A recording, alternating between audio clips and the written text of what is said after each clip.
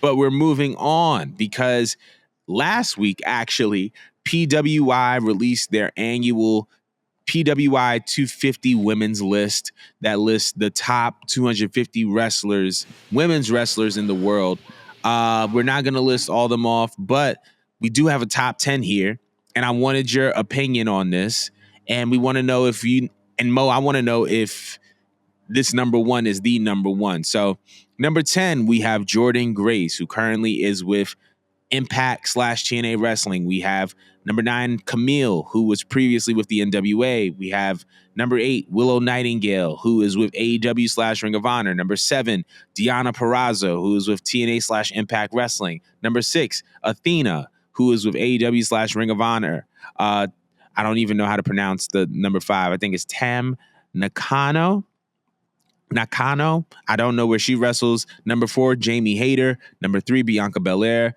Number 2, I don't know how to pronounce her name. I'm not even going to try. And number 1, Rhea Ripley. Rhea Ripley is the number 1 women's wrestler in the world according to Pro Women's Illustrated. So number 1, I want to know how you feel about this list. And number 2, is Rhea Ripley number 1?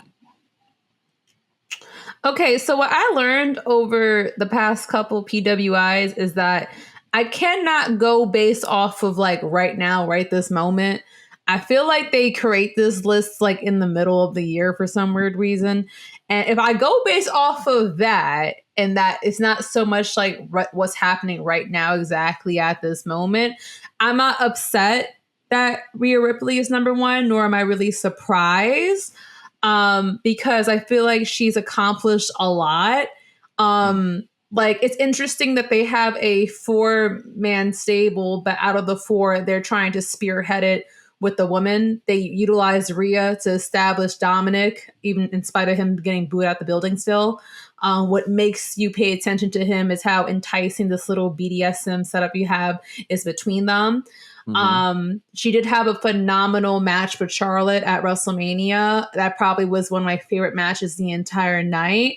I don't think she defended the belt enough, but I mean, again, was she the first to hold that new belt, the new version of that belt? I think so, right? Like when they traded off the belt, she essentially got to hold on to the new version of that belt. Talk about the AEW women's belt, right? I'm talking about Rhea Ripley. I'm bugging. Yeah, I think Rhea was. Rhea was. I don't know why I thought AEW. Yeah, I think Rhea was the first person to hold that belt. Right. Like she was there to establish a new title. And I don't think she defended it that much, but she's definitely been showcasing it across all 3 brands as much as possible. She's been getting involved in the men's feud. And I still feel like based off of the way they are so bold about having her like stick her nose into like the Bloodline's business, and they have her messing around with Jay. They have her in Paul Heyman's face. They have her semi-threatening or playing in Roman's face like she's his equal.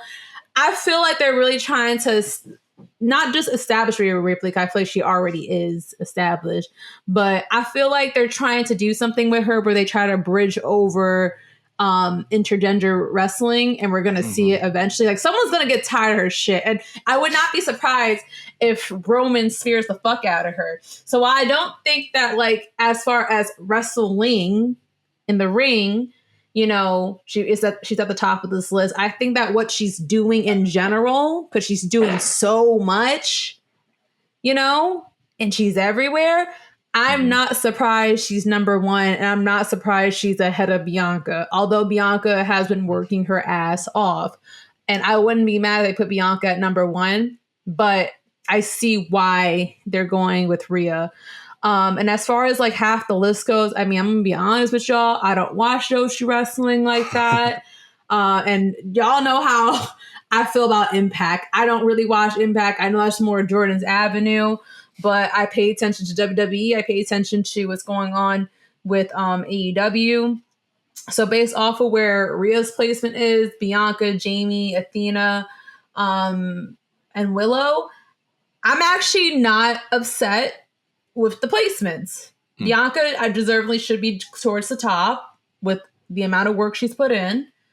Jamie Hayter, wasn't she injured for like several months? She's still injured. she's still injured. I think she's still out right now. So Right. Her placement is the reason why I be thinking they make these matches. Sorry, not matches. They be making these lists in the middle of the year. Because, like, I remember her in the beginning of the year. I don't remember too much about Jamie Hayter, like, towards, like, the second half of the year. Like, my focus goes towards people like Sheeta being back in the picture, Tony Storm, you know, being so interesting as she is in this little 40s, 50s character she has going on. Um, but is she deserving to be on the top? I mean, if you go off of her work in the first half of the year, yeah, she did a pretty goddamn good job as being AEW champion. Athena, while I don't keep up with every single one of her matches, that bitch be wrestling her ass off and viciously. Oh my gosh. I saw like some clip of her power bombing the fuck out of this poor woman. I was like, damn. Because the thing that the eyelash remember, I knew that she fought a little dirty, but god damn, she fucked that bitch up. Oh my god. But I know she's been holding it down as far as the ROH title goes, and it needs to get is love and recognition.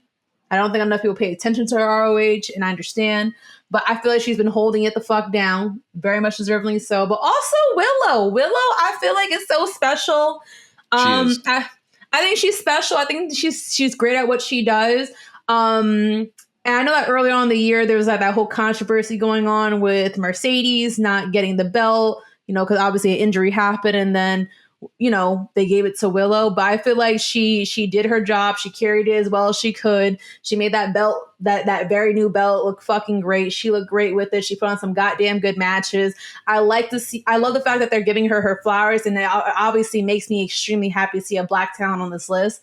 So as far as that goes, for what I can actually comment on, I'm not upset at the list. But I know that you watch Impact as well. So how do you feel about the WWE, AEW, and the Impact placements? So first of all, you need to watch Impact. I'm going to give you my whole spiel at the end of the show when we talk about TNA/Impact.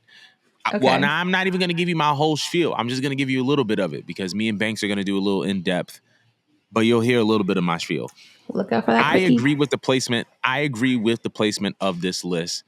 The difference between Bianca and Rhea is that Rhea is the most important woman in wrestling.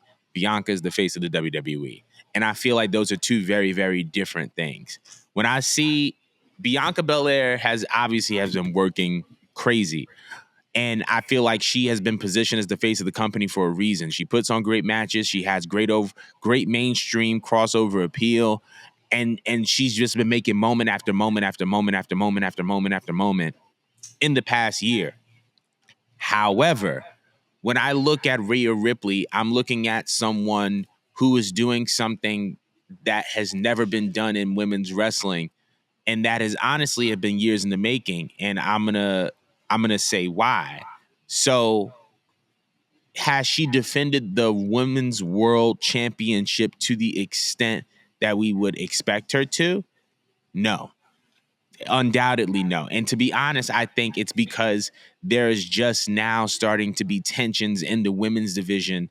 And from a storyline perspective, they're just now investing so that Rhea has legit threats. And I feel like for the first time in a long time, Rhea has believable, legit threats in that division. So you have Nia Jax, you have Raquel Rodriguez, you have Shayna Baszler, you have Zoe Stark. So you have legit opponents, you have legit threats, and I feel like that wasn't always there. On the flip side of that, with Rhea and what she's doing with the Judgment Day and the fact that she is going face to face with Paul Heyman and she is being publicly acknowledged as the leader of a faction.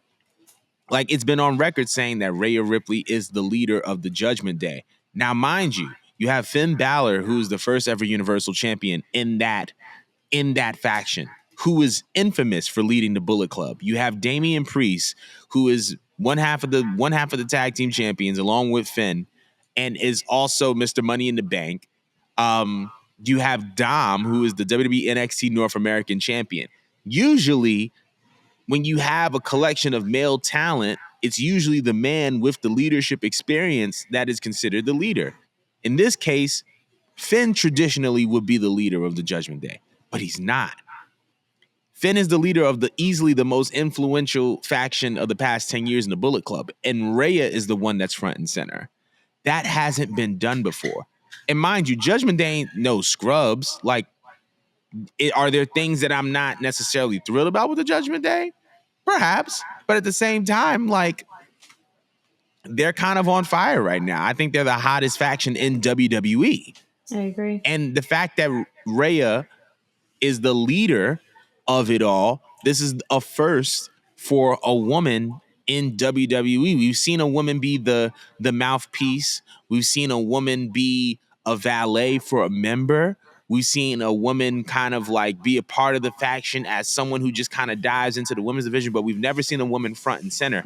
And I think that that's something that's very, very important. And I think that that kind of positions Rhea to be number one, in addition to the fact that, like, Rhea's sex appeal and Rhea's kind of like a interest from people outside of WWE kind of as a sex symbol kind of positions her as one of the most important women on that roster.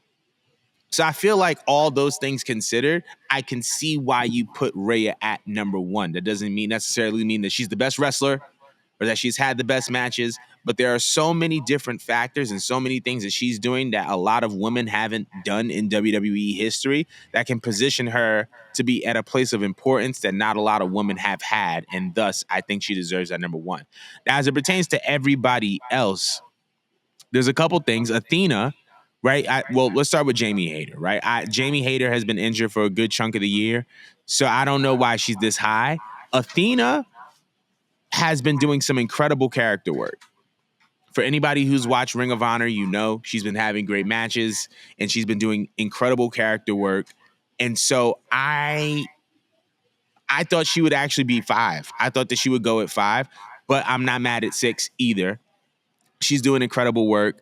As far as Deonna Purrazzo and Jordynne Grace, Jordynne Grace was out for a little bit as well because there were rumors of her signing in other places, and then she just came back to TNA/Impact. Deonna Purrazzo, obviously one of the best technical wrestlers in the world, and she has solidified herself as a cornerstone of TNA's Knockouts division. Willow, I'm glad that she's at number 8. Camille, I'm glad that she's at number 9, and I'm actually curious to see where she turns up because I don't think she's with the NWA anymore either. Overall, I think this is just a solid list. I'm not going to get too deep in my bag with TNA and Impact right now. I'm going to save it because self-control is a fruit of the spirit. But I want to know from everybody else, how do y'all feel about this top 10 of the PWI Women's 250? Let us know in the comments, but we're going to be moving on